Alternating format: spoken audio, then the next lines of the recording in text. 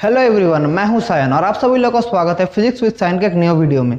तो आज का हमारा करंट लेक्चर सीरीज जिस टॉपिक का होगा वो है मैग्नेटिक प्रॉपर्टीज ऑफ मटेरियल्स। इस टॉपिक के ऊपर 2 वीडियोस ऑलरेडी आ चुका है। मैं आप लोग हाईली रिकमेंड करूंगा ये वीडियो देखने से पहले वो दोनों वीडियो देख के आइएगा, तो आपको टॉपिक के साथ ज़्यादा रिलेट कर पाएंगे।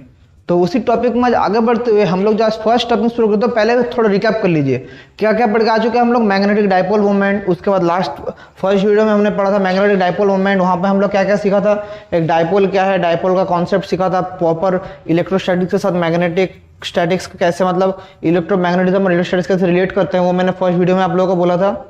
मेरा सेकंड वीडियो था वो था pole strength of a magnet के ऊपर। वहाँ पर हमने किस चीज़ के बारे में बात किया था, pole strength of a magnet में एक्सियल पोजीशन, इक्वेटोरियल पोजीशन, इन सब के बारे में मैंने निकाला था magnetic field as similar to electrostatics. आज एक चीज़ हम लोग जो पढ़ेंगे मैग्नेटिक लाइन्स ऑफ इंडक्शन, ये आप पहले बार सुनोगे लेकिन ज़्यादा हार्ड नहीं है। इंडक्शन नाम आप लोग इलेक्ट्रोस्टैटिक्स में भी पढ़ के आ चुके हैं। यहाँ फिर से मैं बोलूँगा magnetic lines of induction, magnetic lines of induction बहुत बढ़िया टॉपिक है। कॉन्सेप्ट को समझिएगा, कॉन्सेप्ट समझ जाएंगे तो easily any type of problem you can solve. तो सबसे पहले ये एक रीजन है जहां पर मेरा मैग्नेटिक फील्ड ऐसे जा रहा है, ये एक रीजन है यहाँ पर मेरा मैग्नेटिक फील्ड है present, magnetic field is present here, magnetic field ऐसा मैग्नेटिक फील्ड जा रहा है from this side to this side. So ये मेरा मैग्नेटिक लाइंस ऑफ फोर्स है। अब अगर मैं इधर इस मैग्नेटिक फील्ड के अंदर एक मैं आयरन बार रख दूं, मैग्नेट नहीं एक iron bar, P Q is an iron bar, फिर क्या होगा देखिए, ये मैग्नेटिक फील्ड है। अच्छे से मेरी बात सुनिए, ये एक रीजन है जहां पर मैग्नेटिक फील्ड यहां से यहां जा रहा है। अब इस मैग्नेटिक फील्ड के अंदर मैं एक आयरन का बार पेश कर दूं, पी क्यू क्या है, सिंपल एक आयरन बार है, not a bar magnet, this is not a bar magnet, simply iron bar, non magnetic मतलब मैग्नेटिक मटेरियल है but not a magnet and plain iron bar. जब मैं प्लेस करता हूँ मैग्नेटिक फील्ड तो क्या होता है देखिए, ये जो मेरा मैग्नेटिक लाइंस ऑफ फोर्स है ये ऐसा बेंड कर जाता है, ये ऐसा बेंड कर जाता है, from this side to this side bend कर जाता है, ऐसा बेंड कर जाता है, फिर यहाँ से बेंड कर जाता है, फिर यहाँ से बेंड कर जाता है। ये तो बाहर है, अंदर क्या होगा, सिमिलरली अंदर भी बेंड कर जाता है, सिमिलरली अंदर भी बेंड कर जाता है, सिमिलरली अंदर भी बेंड कर जाता है, सिमिलरली अंदर भी बेंड कर जाता है। देखिए अच्छे से फॉलो कीजिए, can you understand what I am trying to say, ये ऐसे बेंड कर जाता है। अच्छे से देखिए, ये मेरा जो मैग्नेटिक लाइंस ऑफ फोर्स था मेरा बाहर, जब और एक चीज़ ये सब lines parallel to each other है। हाँ, मैं थोड़ा ड्राइंग में थोड़ा मेरा गड़बड़ हो सकता है क्योंकि ड्राइंग तो आप समझ सकते हैं वो मेरा बहुत अच्छा ड्राइंग का हाथ है, लेकिन मैं जो बोलने का आप लोगों को कोशिश कर रहा हूँ वो समझिए। पहले मेरा magnetic lines of force all over going through straight line, through parallel lines, लेकिन जब भी इसके ऊपर मैंने एक प्लेन एक आयरन बार रख दिया, एक मैग्नेटिक मटेरियल रख दिया, तब देखिए लाइंस ऑफ फोर्स ऐसे सब बेंड हो जा रहा है टूवर्ड्स द आयरन बार। इधर क्या हो रहा, इधर एक ये जो पी क्यू मेरा जो ये था आयरन बार था, इसके ऊपर भी एक मैग्नेटिज्म काम कर रहा है। This starts to behave as a temporary magnet. अच्छा से समझिए मैं क्या बोल रहा हूँ, ये एक टेम्पोररी मैग्नेट की तरह बिहेव करना शुरू कर गया, कौन, पी क्यू। और जिस साइड से मेरा लाइंस ऑफ फोर्स घुस रहा है इधर क्या ओरिजिनेट हो रहा है, इधर साउथ पोल फॉर्म हो रहा है, और जहाँ से मैग्नेटिक फील्ड निकल रहा है, जो लाइंस ऑफ फोर्स निकल रहा है, यहाँ पर नॉर्थ पोल इंड्यूस हो रहा है। अच्छे से समझिए मैं क्या बोल रहा हूँ, जहाँ से एंटर कर रहा है वो है मेरा साउथ पोल कंसिडर हो रहा है, जहाँ से निकल रहा है वो हम लोग क्या क्या फॉर्म हो रहा है, एक नॉर्थ पोल। क्यों हो रहा है मैं सब कुछ डिटेल से बताऊंगा। ये सबसे पहले देखिए, लाइंस ऑफ फोर्स ऐसे मेरा आ रहा था, जब मैंने एक आयरन बार प्लेस कर दिया उसके ऊपर, लाइंस ऑफ फोर्स क्या वो बेंड होना स्टार्ट हो गया, क्या वो बेंड होना स्टार्ट हो गया towards the magnetic material, and when the lines of force passes through the magnetic material, this magnetic material that is this iron bar behaves as a magnet। क्या magnet, एक temporary magnet. तो फिर यहां से मैं क्या बोल सकता हूं, एक मैग्नेटिक मटेरियल को अगर मैं एक मैग्नेटिक फील्ड के अंदर रख दूं तो वो भी एक टेम्पोररी मैग्नेट की तरह काम करेगा। तो ये मैंने आप लोगों को क्यों बताया, ये मैंने आप लोगों को क्यों बताया, क्योंकि यहाँ पर देखिए, यहाँ पे हमें 2-3 चीज समझना पड़ेगा। एक है लाइंस ऑफ मैग्नेटाइजेशन और है इंड्यूस्ड मैग्नेटाइजेशन। दो चीज हम लोग को समझना पड़ेगा। सबसे पहले तो मैग्नेटिक मटेरियल जो कन्वर्ट हो रहा है due to induction, this magnet, this temporary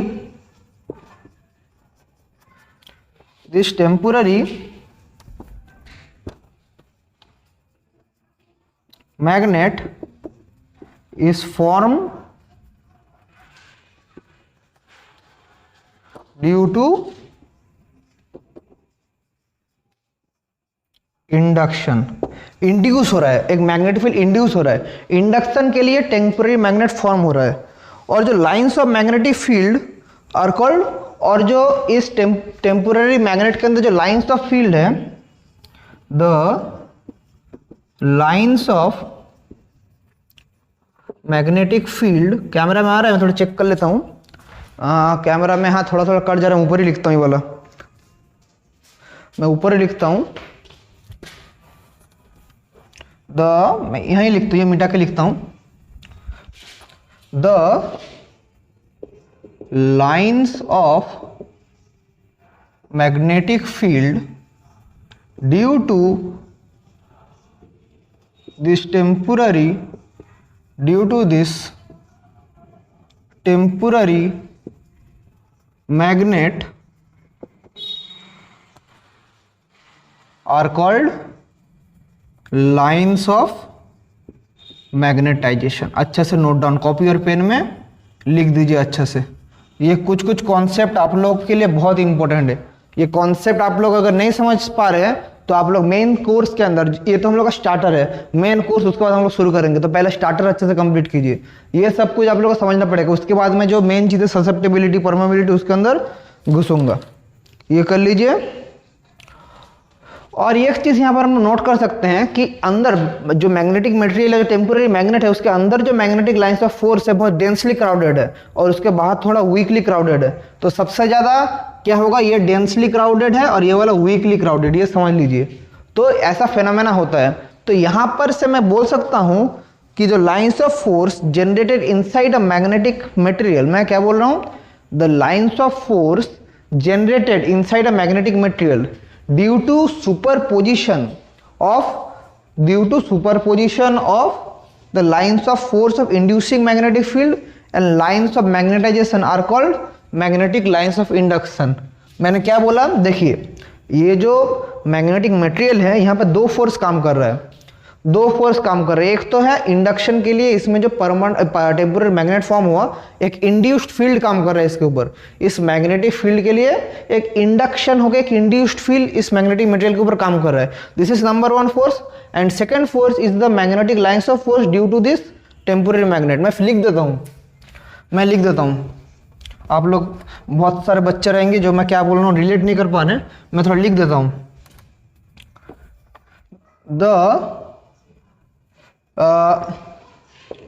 here two fields superpose।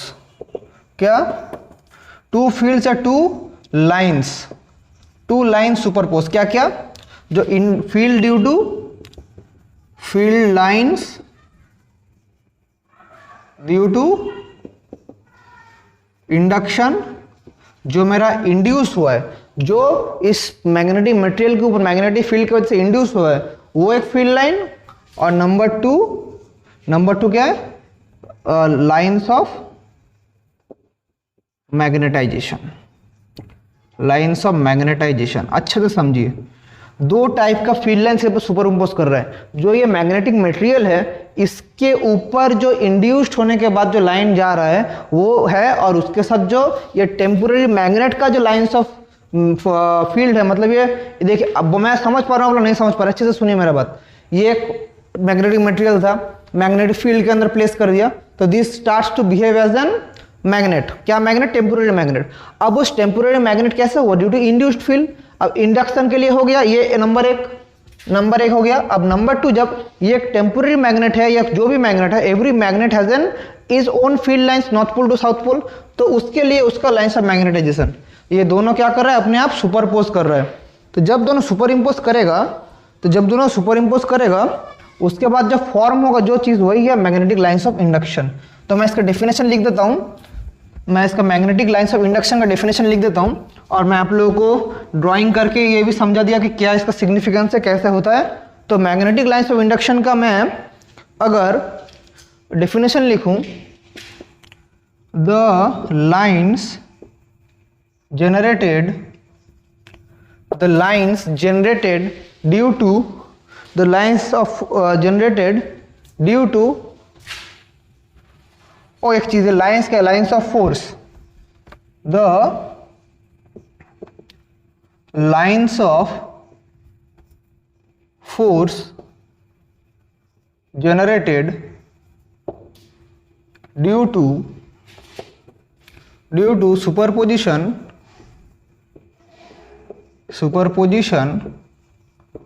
of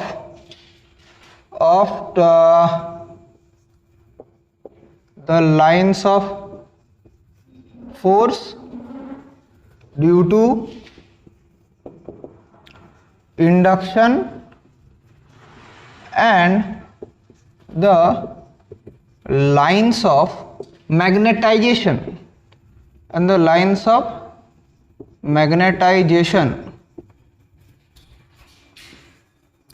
are called magnetic lines of induction. This is a very important definition. ये आप लोग नोट डाउन कर लीजिए, कॉपी और पेन में लिख दीजिए, बहुत इंपॉर्टेंट एक डेफिनेशन है और बहुत सारे क्वेश्चन में आता है। मैग्नेटिक लाइंस ऑफ इंडक्शन का बहुत सिग्निफिकेंस है, बहुत जगह ओमिट कर जाता है, बहुत सारे बुक में भी नहीं है, लेकिन ये एक छोटा कॉन्सेप्ट आप लोगों को बहुत काम में आएगा, क्वेश्चन में आता है, आप लोग के बोर्ड्स में तो इम्पोर्टेंट है ही है, इसके साथों साथ आपको जो एंट्रेंस लेवल एग्जामिनेशन है उसमें भी ये चीज़ बहुत इंपॉर्टेंट है। ये था first part of the video. अब हम लोग देखते हैं magnetic permeability of a material के बारे में थोड़ा पढ़ते हैं। मैग्नेटिक परमेबिलिटी पढ़ेंगे, ससेप्टिबिलिटी पढ़ेंगे, दो तीन चीज़ टर्म हम लोग को जानना पड़ेगा, हम लोग को फैमिलियर होना पड़ेगा। हम लोग जानते हैं फॉर सोलेनॉइड, टॉरॉइड एक्सेट्रा हम लोग क्या जानते हैं, B0 equals to mu not Ni, जहाँ पर हम लोग क्या जानते हैं, ये B0 is magnetic field of solenoid और टॉरॉइड इन वैक्यूम और air, mu naught in air और vacuum, N is number of turns of solenoid और toroid, I is the current flowing through them. तो ये क्या हो रहा है, ये कौन सा कंडीशन में है, इन वैक्यूम और एयर। ये हमने कहाँ पढ़ के आया है, ये हमने जो मैंने इलेक्ट्रोमैग्नेटिज्म का आप लोगों को पढ़ाया था मैंने, वो एम्पियर्स लॉ के एप्लीकेशन में मैंने ये सब डिराइव कर लिया था। आप लोग अगर नहीं देख के आए वीडियोस मैं रिकमेंड करूंगा वो देख के आइए, कुछ नहीं करना पड़ेगा, यूट्यूब में जाकर सर्च कीजिएगा physics with sign electromagnetism lecture, एक पूरा सीरीज आएगा, उधर मैंने एम्पियर्स लॉ का एप्लीकेशन में दिया है और मैं डिस्क्रिप्शन में भी लिंक देकर रखूंगा, वहाँ से भी देख सकते हैं, यूट्यूब से सर्च करके भी आप लोग देख सकते हैं।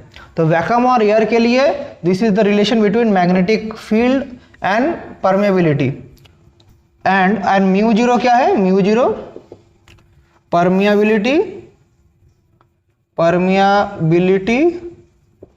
इन एयर और वैक्यूम, परमेबिलिटी इन एयर और वैक्यूम। अब किसी और मटेरियल के लिए अगर मैं एयर और वैक्यूम के अलावा अगर किसी और मीडियम या किसी और मटेरियल के साथ करूं तो हम लोग क्या लिखते हैं, म्यू Ni। ये क्या है, इन एनी अदर मीडियम और मटेरियल, एनी अदर मीडियम और मटेरियल में तब क्या होगा, म्यू नॉट को हम लोग म्यू से रिप्रेजेंट करेंगे और म्यू है permeability of that material of that medium और मटेरियल, जो मटेरियल में हम लोग काम करेंगे नया मटेरियल उसका परमियाबिलिटी क्या है, म्यू, और एयर और वैक्यूम का क्या है, म्यू नॉट। ये हम लोग जानते हैं। तो अगर हम लोग अभी करें कि B divided by B not, तो हम क्या आएगा, mu Ni divided by mu not Ni। So Ni cancel out, what remains, mu upon mu zero. इसको हम लोग जो रेशियो है इसको हम लोग लिखते हैं म्यू आर। और इस म्यू आर को बोलते हैं हम लोग रिलेटिव मैग्नेटिक परमियाबिलिटी। इसको हम लोग बोलते हैं रिलेटिव मैग्नेटिक परमियाबिलिटी। अच्छा से देखिए क्या मैं बोल रहा हूँ, रिलेटिव मैग्नेटिक परमियाबिलिटी बहुत इंपॉर्टेंट चीज़ है, बहुत important. So therefore mu are equals to mu upon mu not equals to B upon B not. This is the formula of relative magnetic permeability.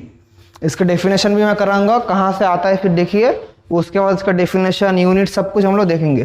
तो मैं इसको ऊपर लिख रहा हूँ, I hope you all understand कहाँ से मैं इसको डिराइव कर रहा हूँ। अब हम इसको अगर ऊपर लिखें और इसका डेफिनेशन भी हम लोग करेंगे, mu are equals to mu upon mu not equals to B upon B not. So B is क्या है, magnetic field in any other medium and B not is magnetic field in air और vacuum. तो इसका definition हम लोग क्या कर सकते हैं, इसका डेफिनेशन क्या होगा, अगर हम एयर या वैक्यूम को रिप्लेस करते हैं किसी और मटेरियल के लिए, तो जो fractional increase in magnetic field is called mu r. मतलब अगर मैं ये म्यू अपॉन म्यू नॉट है, mu upon mu not. So अगर मैं ये एक मैग्नेटिक फील्ड को एयर और वैक्यूम से रिप्लेस करके किसी और मटेरियल से करूं, जब मेरा बी होगा तब उसका फ्रैक्शनल चेंज को हम लोग बोलेंगे रिलेटिव मैग्नेटिक परमियाबिलिटी। तो डेफिनेशन क्या होगा, इफ वी रिप्लेस एयर और vacuum from a material then the fractional change in magnetic field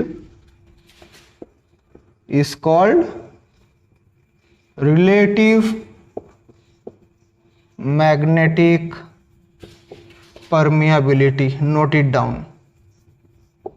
relative magnetic permeability, note it down. हम लोग अगर इसको रिप्लेस करेंगे तो इसको हम लोग बोलेंगे ये होगा हम लोग का रिलेटिव मैग्नेटिक परमियाबिलिटी। ये शायद मैंने कैमरा में चेक किया, ये वाला लाइट के लिए गार्ड हो रहा है, तो मैं इसको थोड़ा इस साइड करके लिखता हूँ, mu are equals to mu upon mu not equals to B upon B not. थोड़ा लाइटिंग का प्रॉब्लम हो रहा है बोर्ड में, मैं भी समझ पा रहा हूँ, लेकिन थोड़ा बजट का भी प्रॉब्लम है, अभी मैं थोड़ा हाईली क्वालिफाइड बोर्ड नहीं खरीद पा रहा हूँ, इसलिए आप भी थोड़ा मेरे साथ कोऑपरेट कीजिए।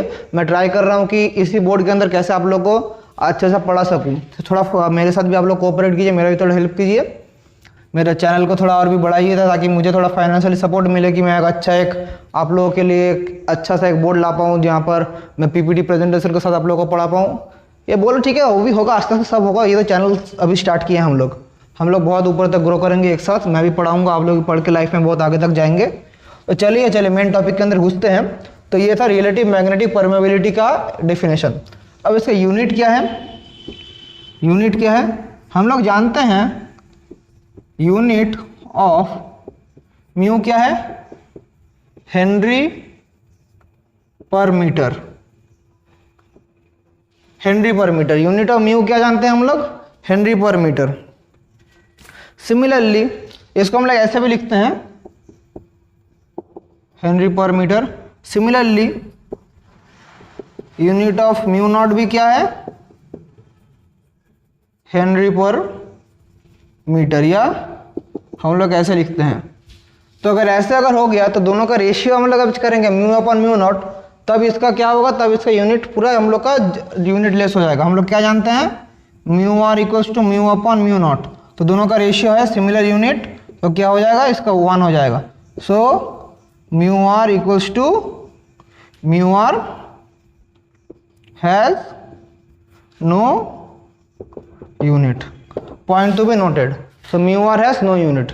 ये था रिलेटिव मैग्नेटिक परमियाबिलिटी, ये आप लोग थोड़ा फॉलो कीजिए। इसके बाद जो हम लोग देखेंगे वो कुछ कंडीशन है, mu r less than 1, mu r greater than 1, mu are equals to 1, कुछ कुछ कंडीशन है, कुछ कुछ कंडीशन हम लोग को फॉलो करना पड़ेगा, मतलब कुछ कुछ special cases. Mu r greater than 1, इसका मतलब क्या है, म्यू, इसका मतलब है mu greater than mu not. यह किस मटेरियल के अंदर होता है, this happens in diamagnetic material, no sorry, this happens in paramagnetic material. ये पैरामैग्नेटिक, डायामैग्नेटिक, फेरोमैग्नेटिक, इसके ऊपर सेपरेट वीडियो आएगा। ये कुछ डिटेल्स में मैं नहीं बता रहा हूँ, सिर्फ नाम बोल के जानो, बाद में जब मैं एक नया वीडियो लाऊंगा इन लोगों को सेपरेट, तो और भी डिटेल्स में आप लोगों को बोलूँगा। अभी सिर्फ देखते जाइए, इसी में आप लोगों को बेसिक आइडिया दे रहा हूँ। पैरा मैग्नेटिक मटेरियल, इसके बाद अगर म्यू आर लेस देन 1 है, मतलब mu less than mu not, ये कौन सा मटेरियल होगा, ये डायामैग्नेटिक मटेरियल, डायामैग्नेटिक मटेरियल। ये क्या चीज़ है, डायामैग्नेटिक, पैरामैग्नेटिक, सबके ऊपर सेपरेट वीडियो आएगा। मैं अभी सिर्फ बेसिक आप लोग को आइडिया दे रहा हूँ। और अगर mu r much much greater than 1 हुआ, मतलब बहुत बड़ा हो गया, mu r much much greater than 1, that is mu much much greater than mu naught, this happens in ferromagnetic material। ये आप लोग कॉपी और पेन में निकाल के लिख दीजिए। These 3 points are very important, these 3 points are very important to be noted। ये आप लोग कॉपी में नोट डाउन कर लीजिए। आपके एग्जाम पॉइंट ऑफ व्यू में MCQ में क्वेश्चन आता है कौन सा क्या चीज़ है इसके ऊपर, तो आप लोग इसे कॉपी में नोट कर लीजिए, बहुत ही इंपॉर्टेंट आपके एग्जाम पॉइंट ऑफ व्यू से ये सब है। इसके बाद हम लोग जब देखेंगे, इसके बाद और एक चीज़ हम लोग यहाँ से डिराइव करेंगे, बहुत इंपॉर्टेंट कॉन्सेप्ट्स आप लोग को समझा रहा हूँ। कुछ अगर डाउट्स आप लोग को हो रहा है तो आप लोग कमेंट्स में पूछिएगा, I will try to solve all your doubts. आप यहाँ पर हम लोग देखते हैं एक चीज़, एक नया चीज़ आप लोग को सिखाऊंगा आज, जो H आप लोग बहुत ज़्यादा देख के आ चुके हैं। H क्या है, ये मैग्नेटिक इंटेंसिटी, ये है magnetic intensity. If magnetic intensity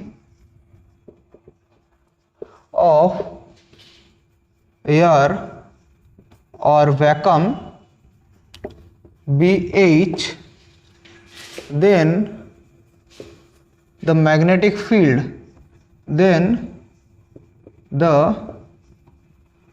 magnetic field of air or vacuum can be written as B naught equals to mu not H। Equation number 1 ये देख के रखिए। मैं ये क्या बोला है मैंने, अगर मैग्नेटिक इंटेंसिटी ऑफ एन, या मैग्नेटाइजिंग इंटेंसिटी, या मैग्नेटाइजिंग, जो भी आप लोग बोलेंगे, मैग्नेटिक इंटेंसिटी सोच लीजिए। ये मैग्नेटिक इंटेंसिटी किसी जगह में एयर या वैक्यूम में हम लोग का है मतलब क्या बोलूँगा मैं, क्या है H, then the magnetic field of air और vacuum can be written as this. इसको आप मैग्नेटाइजेशन भी बोल सकते हैं, मैग्नेटिक इंटेंसिटी भी बोल सकते हैं, या मैग्नेटाइजिंग फील्ड भी आप लोग बोल सकते हैं। 2 चीज़ हो सकता है, 2-3 चीज़ इसको हम लोग बोल सकते हैं। मैग्नेटिक इंटेंसिटी, ये रिलेशन है एक तो। बी नॉट क्या है, एयर और वैक्यूम का मैग्नेटिक फील्ड। H क्या है, मैग्नेटाइजिंग फील्ड या मैग्नेटाइजिंग फील्ड या मैग्नेटिक इंटेंसिटी, कुछ भी आप लोग कह सकते हैं। लेकिन ये सिर्फ एयर या वैक्यूम के लिए वैलिड है, but for any other medium, we cannot write B equals to mu not H, या म्यू नॉट नहीं, किसी अदर मीडियम होगा तो मेरा तो म्यू नॉट म्यू से रिप्लेस होगा, तो तब मैं B not equals to mu not H मैं ये कह सकता हूँ कि नॉट इक्वल्स टू है कि किसी दूसरे मीडियम में जब mu naught replaced by any other medium, तब ये इक्वल्स टू नहीं होगा। तब मैं क्या करूं, तब हम लोग देखते हैं एक चीज यहां पर हम लोग एजम्पशन करते हैं, it is assumed that B equals to mu not H plus mu not M या mu not into H plus M। अब म्यू नॉट H क्या है, म्यू नॉट M क्या है, what is H what is M, मैं सब कुछ बताऊंगा। सबसे पहले देखिए साइंटिस्ट ने ये एक एजम्पशन दिया जहां पर उन्होंने बोला H है मैग्नेटाइजिंग फील्ड और M है इंटेंसिटी ऑफ मैग्नेटाइजेशन, या इसका और एक भी नाम दिया क्या, मैग्नेटिक वेक्टर। सो H का नाम साइंटिस्ट ने दिया मैग्नेटाइजिंग फील्ड और M का नाम दिया इंटेंसिटी ऑफ मैग्नेटाइजेशन या मैग्नेटिक वेक्टर। सो ये सब कहाँ से आ रहा है, व्हाट इज द कॉजेस। तो ये तो थोड़ा हिस्ट्री था, मैं ऊपर लिखता हूँ मेरा इक्वेशन, मैं ऊपर थोड़ा इक्वेशन लिख के आप लोगों को समझाता हूँ कहाँ से ये कॉन्सेप्ट आया कि B equals to mu not H plus mu not M। मैं जब B बोल रहा हूँ, B मतलब क्या है, B मतलब मेरा for any medium, not for air और वैक्यूम। स्पेशल केस होता तो B नॉट होता, B नॉट नहीं है इसलिए B है फॉर एनी मीडियम। सो जो म्यू नॉट H टर्म है वो आता है, जो हमारा जो म्यू नॉट H जो टर्म है, दोनों टर्म है, फर्स्ट टर्म सेकेंड टर्म, ये mu not H comes from, कहाँ से आता है बोलिए तो, जो मैग्नेटिक फील्ड इंड्यूस हो रहा है वहां से आ रहा है। किससे इंड्यूस हो रहा है, इलेक्ट्रिक करंट या किसी भी चीज से जो प्रोड्यूस हो रहा है, कम्स फ्रॉम एनी सोर्स, जहां पर मैग्नेटिक फील्ड प्रोड्यूस हो रहा है, कौन से सोर्स से प्रोड्यूस हो रहा है, वहां से जो मैग्नेटिक फील्ड आता है उसी को हम लोग बोलते हैं magnetic field. Magnetizing field comes from the magnetization of any source like electric current। किसी भी सोर्स से जब मैग्नेटाइजेशन होगा वहां से जो फैक्टर आता है वो है म्यू नॉट H। किसी भी सोर्स से जब मैग्नेटाइजिंग हो रहा है वो कहां से आता है, म्यू नॉट H। और म्यू नॉट M कहां से आता है, due to induced magnetism. Mu not M comes from induced magnetism। mu naught M comes from induced magnetism in the material। ये अच्छा से समझ के रखिए, दो कॉन्सेप्ट है जो हमारा, दो कॉन्सेप्ट है and this are very important in the magnetic field concept. आप लोग ये जो H और M, आप लोग एक मैग्नेटाइजिंग फील्ड, एक इंटेंसिटी मैग्नेटाइजेशन, मैग्नेटिज्म या इलेक्ट्रोमैग्नेटिज्म बहुत मेजर रोल फॉलो करता है। बाद में जब हायर क्लासेस में आप लोग मैक्सवेल इक्वेशन पढ़ेंगे वहाँ पर H का बहुत बड़ा रोल है। तो ये मैं आप लोग कुछ बेसिक आइडिया देख के रख रहा हूँ, तो समझ के रखिए कहाँ से क्या आ रहा है। तो म्यू नॉट H कहाँ से आता है, जो मैग्नेटिज्म का जो सोर्स है, जैसे इलेक्ट्रिक करंट मैंने अप्लाई किया था, क्या हुआ, मटेरियल के अंदर मैग्नेटिज्म फॉर्म हो गया, तो वहां से मैं म्यू नॉट H आ रहा है। म्यू नॉट M कहाँ से आ रहा है, जो इंडक्शन हो रहा है, जो इंडक्शन मतलब मेरा फर्स्ट जो था मैग्नेटिक लाइंस ऑफ इंडक्शन, वहां से आ रहा है म्यू नॉट M। तो ये कुछ अच्छे से समझ के रखिए, ये था कुछ बेसिक कॉन्सेप्ट। और एक चीज मैं यहाँ से कह सकता हूँ कि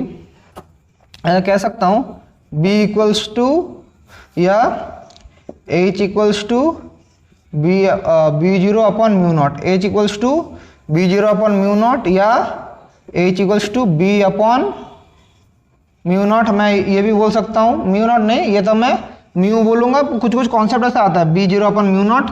ये लिख के रखिए क्योंकि कौन सा प्रॉब्लम में, जब प्रॉब्लम कराऊंगा आप लोग समझ पाएंगे मैं क्या बोल रहा हूँ। प्रॉब्लम कराने का टाइम कॉन्सेप्ट और भी क्लियर होगा। अब जो चीज़ आप लोग को पढ़ाने जा रहा हूँ मैं, और एक चीज़, हाँ यूनिट मैंने नहीं बोला, यूनिट क्या क्या है, unit of H ampere per metre, unit of M ampere per metre. दोनों का यूनिट सिमिलर है, एम्पियर पर मीटर, क्योंकि सेम ही चीज़ है, थोड़ा इधर उधर है इसलिए यूनिट इज सेम। अभी हम लोग देखते हैं कि एक चीज़ मैग्नेटिक ससेप्टिबिलिटी। अब हम लोग जो चीज़ निकालने जा रहे हैं वो है magnetic susceptibility. What is magnetic susceptibility? Magnetic and magnetic susceptibility का कॉन्सेप्ट बहुत इंपॉर्टेंट है। जब मैं पैरामैग्नेटिक, फेरोमैग्नेटिक, डायमैग्नेटिक पढ़ाऊंगा तब मैं बोलूँगा कि ये कॉन्सेप्ट क्यों इतना इंपॉर्टेंट है। तो मैग्नेटिक ससेप्टिबिलिटी हम जो जानते हैं, in most materials the intensity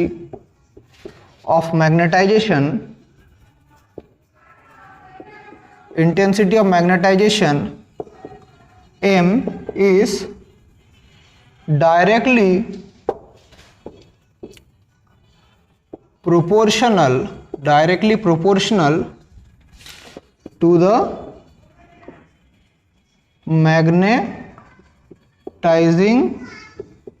magnetizing field, that is H. So that is, मैंने क्या बोला, M is proportional to H. बहुत सारे मटेरियल में मैग्नेटिक जो इंटेंसिटी ऑफ मैग्नेटाइजेशन है और मैग्नेटाइजिंग फील्ड दोनों क्या है, प्रोपोर्शनल है। क्या प्रोपोर्शनल? डायरेक्टली प्रोपोर्शनल है। और ये प्रोपोर्शनलिटी साइन को हटाने के लिए मैं इधर जो कांस्टेंट मल्टीप्लाई करूंगा, M equals to x upon h, x नहीं है, ये ग्रीक सिंबल है, and this constant is called susceptibility of the material. यहां से ससेप्टिबिलिटी का कॉन्सेप्ट आता है, m equals to x into H या ससेप्टिबिलिटी इंटू एच। यहां से मैग्नेटिक ससेप्टिबिलिटी का कॉन्सेप्ट आता है। और इसका डेफिनेशन में क्या कह सकता हूं, यहां पर हम लोग कह सकते हैं, ये जो फॉर्मूला है, यहां से मैं कह सकता हूं द मैग्नेटिक फील्ड या the magnetic susceptibility of a magnetic material. इसका डेफिनेशन में क्या कह सकता हूं, the magnetic susceptibility of a material is the intensity of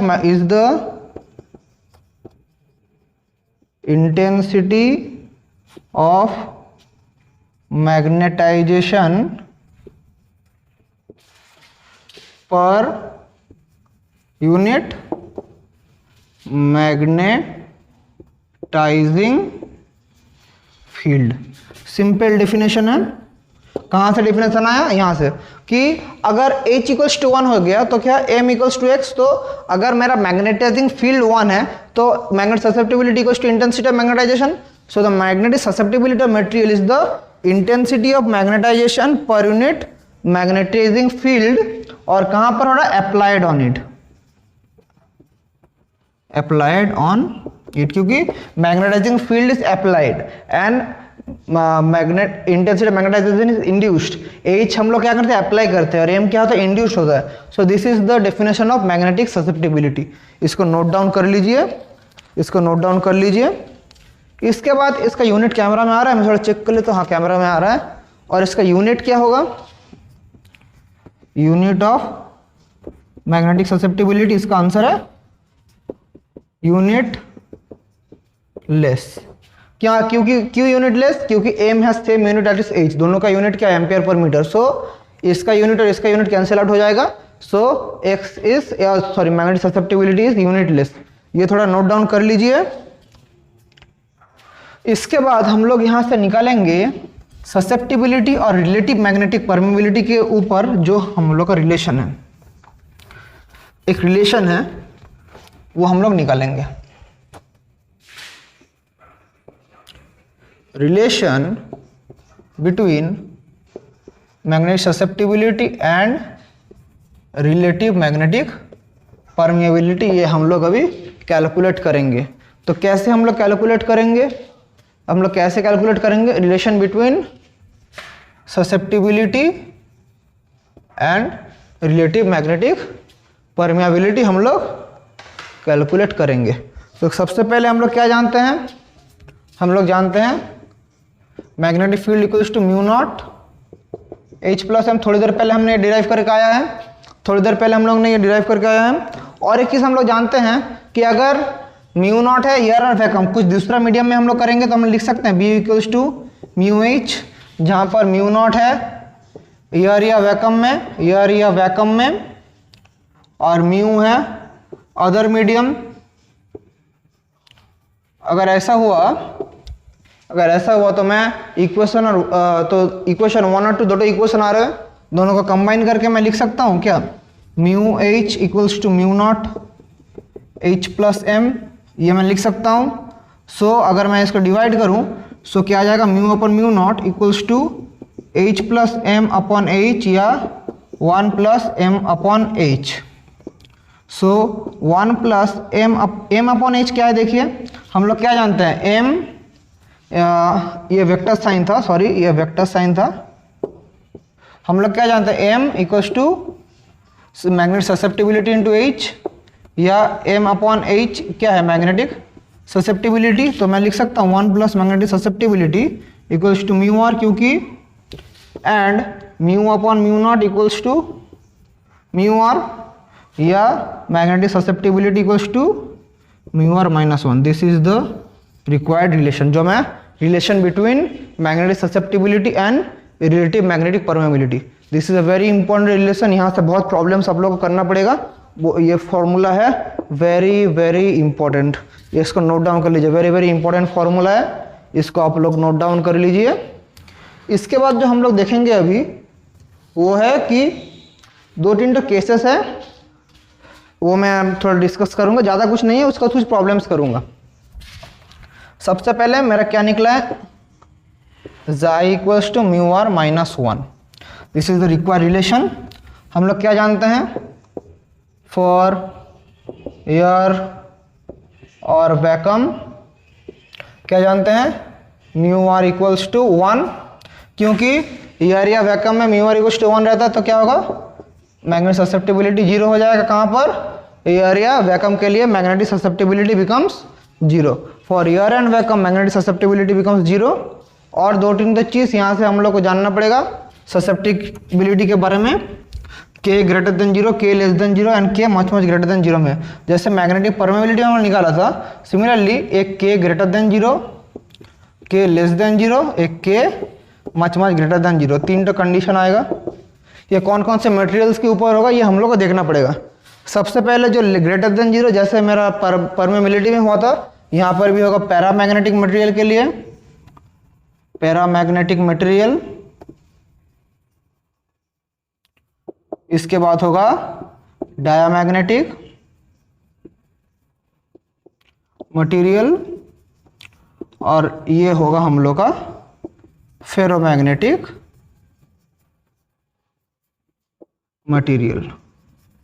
ये 2-4-3 केसेस है, इसको नोट डाउन करके रखिए, जब मैं सेपरेटली इन लोगों को पढ़ाऊंगा और भी अच्छे से आप लोग समझ पाएंगे। अभी सिर्फ इसको नोट डाउन कर रखिए, ठीक, बेसिक आइडिया है, क्योंकि म्यू जैसे परमेबिलिटी ग्रेटर देन 0 होने से भी ये वाला हो रहा था, लेस देन 0 होने से ये वाला, और ये ग्रेटर देन परमेबिलिटी, और के मैंने लिख दिया गलती से, सॉरी के नहीं है, ये है जाई, जाई मतलब मैग्नेटिक ससेप्टिबिलिटी, के गलती से लिख दिया था मैंने।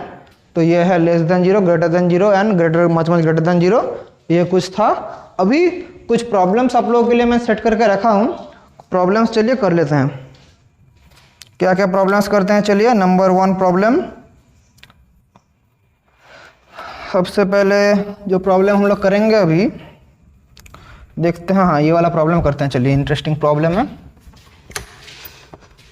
प्रॉब्लम्स नहीं करेंगे तो फिजिक्स के साथ फिजिक्स का कॉन्सेप्ट फुल्ली क्लियर नहीं होगा। समय हमेशा थ्योरी पढ़ने के बाद प्रॉब्लम्स करना बहुत ज़रूरी है, क्योंकि प्रॉब्लम्स और ये रिलेटेड है। और हाँ, इसके नेक्स्ट लेक्चर में मैं आप लोगों को हिस्टेरिसिस के बारे में पढ़ाऊँगा, उसके बाद और भी बहुत कुछ डिटेल्स है, हिस्टेरिसिस, पैरामैग्नेटिक, फेरोमैग्नेटिक, डायमैग्नेटिक, इन सब चीज़ों के बारे में पढ़ाऊँगा। तो सबसे पहले क्वेश्चन नंबर 1, क्वेश्चन वो क्या है, the number of turns, the number of turns of A solenoid of length 10 meter is 1000। एक सोलेनॉइड बोला जिसका लेंथ 10 मीटर है, उसका नंबर ऑफ टर्न्स दिया 1000। If air inside it is replaced by a material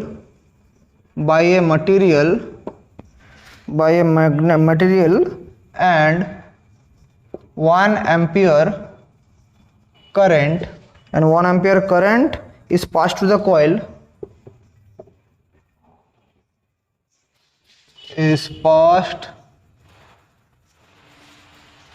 coil,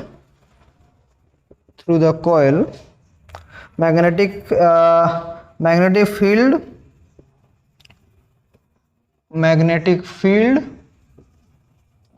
of it becomes 20 Tesla. Magnetic कितना बनता है 20 Tesla. तो क्या क्या निकालने बोला है, डिटरमाइन दी। अच्छा क्वेश्चन है, बहुत इंपॉर्टेंट क्वेश्चन है। इस क्वेश्चन से बहुत सारा कॉन्सेप्ट क्लियर होगा। तो मैं आप लोगों को क्वेश्चन लिख के समझाऊंगा भी क्या करना है। Determine the magnetic intensity, determine the magnetic intensity, उसके बाद एट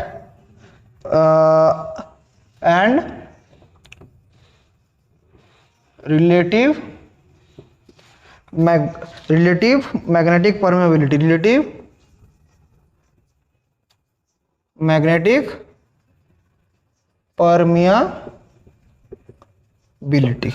ये चीज़ आप लोग को डिराइव करना पड़ेगा।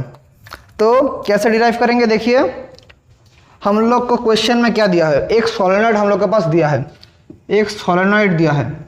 अगर एक सोलेनॉइड है, पहले इसमें एयर या वैक्यूम था, हम लोग क्या जानते हैं सोलेनॉइड का formula B equals to mu not NI, ये फॉर्मूला हम लोग जानते हैं। B not equals to mu not NI for air या वैक्यूम। अब बोला है जब ये एयर और वैक्यूम को मैं रिप्लेस करूंगा दूसरी किसी मटेरियल से, तब मेरा जो सोलेनॉइड का मैग्नेटिक फील्ड हो रहा है वो हो रहा है 20 टेस्ला। ये बोल के रखा है, ये है 20 टेस्ला। तो मेरे को बोला रिलेटिव मैग्नेटिक परमेबिलिटी क्या होगा निकालने के लिए। तो यहाँ से हम लोग क्या जानते हैं, यहाँ से मेरा क्या आएगा, हम लोग म्यू नॉट का वैल्यू जानते हैं 4 पाई mu naught upon 4 pi 10⁻⁷। n क्या है, n है नंबर डेंसिटी, तो total number of turns by length, तो 1000 अपॉन लेंथ कितना दिया है 10 मीटर। सो स्मॉल n का वैल्यू क्या आ जाएगा 100, so into 100 into 1 ampere current. तो यहाँ से मेरा जो वैल्यू आ रहा है वो आ रहा है मेरा, मैं इधर छोटा सा करके लिख के रखता हूँ या यहीं पर लिख के रखता हूँ, 4 पाई 10⁻⁵ टेस्ला। ये निकल के आ चुका है। अब हम लोग को क्या बोला है, जब मेरा ये कुछ दूसरा मटेरियल से कि म्यू NI हो जा रहा है, तब मेरा कितना मैग्नेटिक फील्ड हो रहा है 20 टेस्ला हो रहा है। ये बोल के रखा कि जब मैं एयर को रिप्लेस कर रहा हूँ किसी और मटेरियल में, तब मेरा मैग्नेटिक फील्ड कितना प्रोड्यूस हो रहा है 20 टेस्ला। तो यहाँ से हम लोग को क्या मिलेगा, म्यू मिल जाएगा। म्यू कितना वैल्यू है 20 डिवाइडेड बाई NI, 20 n का वैल्यू कितना है 100, करंट का वैल्यू कितना, I का वैल्यू हम लोग को कितना मिला है, I का वैल्यू 1 एम्पियर। सो 1/5 हेनरी पर मीटर। सो ये वाला निकल के आ चुका है। तो अगर ये वाला हमें मिल गया तो मेरे को यहाँ से हम लोग रिलेटिव मैग्नेटिक परमेबिलिटी, और हाँ ये मैं लिख के रखता हूँ B not equals to 4 pi into 10⁻⁵ tesla, ये है। सो रिलेटिव मैग्नेटिक परमेबिलिटी निकालने के लिए बोला है μ1 equals to mu upon mu not, ये निकला है हम लोगों का। और ये निकला है तो म्यू का वैल्यू क्या है 4 पाई 10⁻⁷, सॉरी ये है 1/5, म्यू नॉट का वैल्यू, म्यू का वैल्यू निकला है 1/5। और एक चीज़ हम लोग यहाँ से, सॉरी एक चीज़ मैं अगर ऐसा नहीं करेंगे, चलिए प्रॉब्लम को थोड़ा दूसरे रिस्पेक्ट से करते हैं। क्या मिला हम लोग को, B नॉट का वैल्यू वो वाला मिला है। B नॉट का वैल्यू हम लोग को दिया है 4 पाई 10⁻⁵, और हम लोग यहाँ से क्या निकालेंगे, H हम लोग जानते हैं B upon B not upon mu not, ये हम लोग जानते हैं H equals to B not upon mu not हम लोग जानते हैं। तो यहाँ से हम लोग का जो निकलेगा, वहाँ से हम लोग देख सकते हैं कि B नॉट का वैल्यू हम लोग के पास कितना निकला है 4 पाई इंटू 10⁻⁵, 10⁻⁵। म्यू नॉट का वैल्यू क्या है 4 पाई 10⁻⁷। तो यहाँ से मेरा 4 पाई कट जाएगा, क्या आएगा 10⁻² आ जाएगा। तो मेरा ये 100 हो रहा है इसका आंसर। एक चीज़ शायद मैं यहाँ पर थोड़ा गलत कर रहा हूँ, एक मिनट, इसको ऐसा रखिए तो साइड में। बी नॉट मेरा वो वाला वैल्यू आया, बी मेरा कितना दिया है 20 टेस्ला दिया है। जब मैं दूसरा एक मटेरियल से रिप्लेस करूंगा तब है 20 टेस्ला दिया हुआ है, 20 टेस्ला। तो मैं क्या जानता हूँ, relative magnetic permeability equals to mu upon mu not, और ये हम लोग जानते हैं B upon B not. So B का वैल्यू कितना है 20 टेस्ला, बी नॉट का वैल्यू कितना आया 4 पाई इंटू 10⁻⁵, ये वाला वैल्यू आया।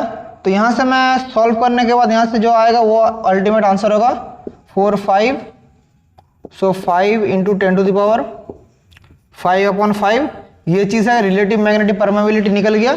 अब हम लोग क्या निकालना है, मैग्नेटिक इंटेंसिटी H निकालना है। H का हम लोग क्या जानते हैं, H equals to B upon mu not, ये वैल्यू हम लोग जानते हैं, या B not upon mu not. तो B का वैल्यू कितना है, B का वैल्यू है 20, B का वैल्यू है 20, लेकिन हम लोग यहाँ से कैसे निकालेंगे ये थोड़ा डाउट है हम लोग का। बी अपॉन म्यू, ये ओरिजिनल जो फॉर्मूला है H equals to B not upon mu not. B not का वैल्यू आया है 4 पाई 10⁻⁵, म्यू नॉट का वैल्यू क्या है 4 पाई 10⁻⁷। ओ 100 ही होगा इसका वैल्यू, इसका वैल्यू 100 ही होगा। इसका आंसर कितना होगा, हेनरी पर मीटर। तो this is how we solve the problem. कुछ भी हार्ड प्रॉब्लम नहीं था, फॉर्मूला पुटिंग प्रॉब्लम था।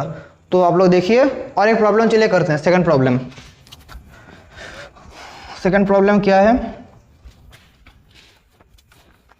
आई होप आप लोग ये प्रॉब्लम समझ पाए। अगर नहीं समझ पाए तो मुझे कमेंट कीजिएगा, मैं आप लोग को फिर से समझाऊंगा प्रॉब्लम। कभी कभी प्रॉब्लम समझ होता है, देखिए सिंपल प्रॉब्लम को मैं थोड़ी देर समझने में लगा दिया, कब कैसा माइंड काम करता है किसी को नहीं पता। तो देखिए ये दिया है, मैं शॉर्ट में लिख दे रहा हूँ। दिया है प्रॉब्लम में मैग्नेटिक, रिलेटिव मैग्नेटिक परमेबिलिटी दिया है 1000, रिलेटिव मैग्नेटिक परमेबिलिटी 1000 दिया है, और magnetic field at any point medium, magnetic field दिया है 1 टेस्ला, सॉरी 0.1 टेस्ला, इतना मैग्नेटिक फील्ड दिया है। तो what will be the value of magnetic intensity, magnetic intensity हम लोग और H निकालने के लिए बोला है, and intensity of magnetization and M निकालने के लिए बोला है। ये हम लोग को कितना है बोलना पड़ेगा। तो कहाँ से निकालेंगे, कहाँ से निकालेंगे, हम लोग के पास क्या डाटा है, mu are equals to 1000। So mu are equals to क्या जानते हैं, म्यू अपॉन म्यू नॉट। तो यहाँ से म्यू का आंसर क्या आ जाएगा, mu equals to 1000 into mu not. So 1000 into 4 pi 10⁻⁷, so 4 pi 10⁻⁴ henry per metre. ये आ गया, म्यू का वैल्यू आ गया हेनरी पर मीटर। अभी हम लोग क्या जानते हैं, हम लोग जानते हैं B equals to mu not H plus M, ये हम लोग जानते हैं। तो अगर ये वाला ऐसे दिया हुआ है तो हम लोग यहाँ से क्या मिलेगा, H plus M equals to B upon mu not. तो यहाँ पर B का वैल्यू कितना है 0.1, म्यू का वैल्यू 4 पाई 10⁻⁷। यहाँ से एक H प्लस M का रिलेशन एक तो आएगा, और एक चीज़ कहाँ से हम लोग का रिलेशन आएगा, ऐसे हम लोग एक रिलेशन आ सकता है, और एक रिलेशन हम लोग का जो आएगा कि हम लोग H equals to B by mu, हम लोग जानते हैं लास्ट प्रॉब्लम मैंने जो किया थोड़ी देर पहले, जो लास्ट प्रॉब्लम मैंने किया H equals to B upon mu, ये हम लोग फॉर्मूला जानते हैं। B का वैल्यू कितना है 0.1, म्यू का वैल्यू कितना निकला है 4 पाई 10⁻⁴, ये वाला आया है 4 पाई 10⁻⁴ आया है। तो यहाँ से मैं अगर सॉल्व करूँ तो 1/4 पाई 10⁻⁻1 इंटू 10⁻⁴, या 10 क्यूब अपॉन 4 पाई एम्पियर पर मीटर। सो H का जो वैल्यू आ रहा है इंटेंसिटी मैग्नेटाइजेशन 10 क्यूब या 1000 अपॉन 4 पाई। तो 1000 कैसे कटेगा 425 या 250 by pi ampere per metre. ये किसका वैल्यू आ रहा है, इंटेंसिटी H का वैल्यू आ गया। अब हम लोग को निकालना है M। हम लोग क्या जानते हैं, हम लोग जानते हैं B equals to mu not H plus M, या म्यू नॉट का B का वैल्यू कितना दिया है, या मैं यहाँ से लिख सकता हूँ क्या, M equals to B upon mu not minus H मैं लिख सकता हूँ। B का वैल्यू क्या है 0.1, म्यू नॉट का वैल्यू कितना है 4 पाई 10⁻⁷, H का वैल्यू कितना निकला 250 बाई पाई जो आंसर आएगा उसका आंसर का वैल्यू किस में आएगा, एम्पियर पर मीटर में आएगा। आप लोग कैलकुलेट कीजिएगा। तो आप लोगों को मैंने पूरा रास्ता दिखा दिया, ये लास्ट कैलकुलेशन आप लोग कर लीजिएगा। मैं भी कर सकता हूँ अभी, बहुत टाइम कंज्यूमिंग है इसलिए मैं नहीं कर रहा हूँ। ईजी है, इसको फॉर्मूला में बिठा कर लीजिएगा, इसको भी फॉर्मूला में बिठा कर लीजिएगा। प्रॉब्लम मैं फिर से बोल दे रहा हूँ, कुछ भी प्रॉब्लम नहीं था। रिलेटिव मैग्नेटिक परमेबिलिटी बोल के रखा था, मैग्नेटिक फील्ड बोल के रखा है। तो हम लोग को बोला है कि मैग्नेटाइजिंग फील्ड निकालो और इंटेंसिटी ऑफ मैग्नेटाइजेशन निकालो। तो हम लोग क्या जानते हैं, रिलेटिव मैग्नेटिक परमेबिलिटी मतलब म्यू अपॉन म्यू नॉट। सो यहाँ से हम लोग म्यू का वैल्यू मतलब मैग्नेटिक परमेबिलिटी इन एनी मीडियम निकालेंगे कैसे, 1000 इंटू इन वैक्यूम, वैक्यूम में कितना है 4/10⁻⁷, ऐसे हम लोग कर सकते हैं। तो हम लोग का इन एनी मीडियम में मैग्नेटिक परमेबिलिटी आ गया। फिर हम लोग क्या जानते हैं, magnetic field equals to magnetic field intensity divided by magnetic permeability of any medium, that is H equals to B upon mu. यहाँ से रिलेशन से हम लोग का ये वाला डाटा आया। सो यहाँ से मैंने निकाला H इक्वल्स टू 250/π। ये होने के बाद हमें ये डाटा कहाँ बिठाया, ये रिलेशन में, ये रिलेशन में बिठाने के बाद मेरा ये वाला डाटा आ चुका है। I hope you understand this, how you dealing this problem. ऐसे आप लोगों को प्रॉब्लम्स का डील करना पड़ेगा। बहुत तरह का प्रॉब्लम्स आप लोग कीजिएगा। मैं तो वीडियोस में 1-2 प्रॉब्लम सॉल्व कराता हूँ, लेकिन इट्स अप टू यू। आपके पास बुक है, आपके पास कॉपी है, आपके पास पेन है, आपके पास सब कुछ फैसिलिटीज़ है। आप लोग जितना प्रॉब्लम्स करेंगे आपका उतना बेनिफिट होगा। तो आज का वीडियो यहीं तक रखते हैं। आई होप आप लोग कुछ समझ पाए हैं, और अगर नहीं समझ पाए तो प्लीज़ कमेंट कीजिएगा। आप लोग कमेंट जितना करेंगे मैं आप लोग के लिए उतना वीडियोस लाऊंगा। अगर लोग कुछ समझ नहीं पा रहे तो मैं और भी अच्छा से कोशिश करूंगा कि आप लोग समझे। तो पढ़ाई करते रहिए, और कुछ और भी मेरा चैनल में आप लोग अगर कुछ सजेशन देना चाहेंगे, कुछ मैं ख़राब कर रहा हूँ तो आप लोग बोले कैसे मैं अच्छा कर सकता हूँ। All types of feedback are welcome in my channel, क्योंकि चैनल जितना मेरा है उतना आपका है। आपका सपोर्ट के बिना चैनल कुछ नहीं है। सो चलिए पढ़ाई करते रहिए। नेक्स्ट वीडियो मेरा आएगा हिस्टैरिसीस लूप के ऊपर, उसके बाद मैग्नेटिक प्रॉपर्टीज ऑफ मटेरियल्स में फेरोमैग्नेटिक, पैरामैग्नेटिक, डायमैग्नेटिक, इसके ऊपर वीडियोस आएगा। तब तक के लिए पढ़ाई करते रहिए। All the very best and thank you.